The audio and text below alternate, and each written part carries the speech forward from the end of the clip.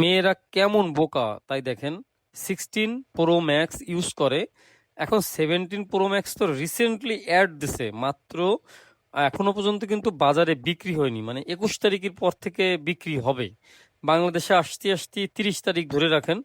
এর ভেতরে জাস্ট ফেসবুকে এবং বিভিন্ন ইউটিউব চ্যানেলে লঞ্চিং প্রোগ্রামটা দেখছে, দেখেই পরদিন বলছে যে 17 Pro Max ছাড়া ভাত খাবে না। এবং যথারীতি সে বলছে যে এখনো তো মার্কেটে আসেনি। আর মেয়েরা তো সবসময় একটু অবুঝ টাইপের হয়, বুঝছেন, দেশে আসার যে না না, মিথ্যে কথা।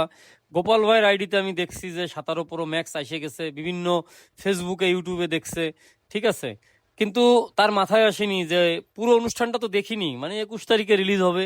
যথারীতি যাই হোক, ব্যাঙ্গে ট্যাঙ্গে নিয়ে আসছে।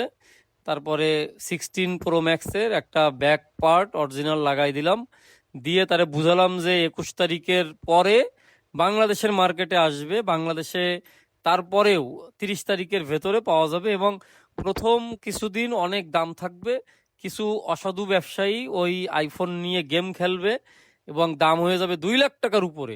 আপনি অল্প কিছুদিন ওয়েট করেন, আপনার বরের টাকাগুলো এইভাবে নষ্ট করেন না, অনেক কষ্টের টাকা। আবার বড় আমারে চোখ মারে বলল কি যে আমার বউটার একটু বুঝান ভালো করে। তারপর আমি তার বউকে সুন্দর করে বললাম যেরকম 3-4 মাস পরে যদি আপনি মোবাইলটা কেনেন, 50,000 টাকা বাঁচবে, আর ওই 50,000 টাকায় কতগুলো শাড়ি হবে আপনি বোঝেন। তারপরে বললো যে হ্যাঁ গোপাল ভাই, আপনি ভালো একটা বুদ্ধি দিয়েছেন, ঠিক আছে তাইলে মার্কেটে আসার 3 থেকে 4 মাস পরেই কিনবো।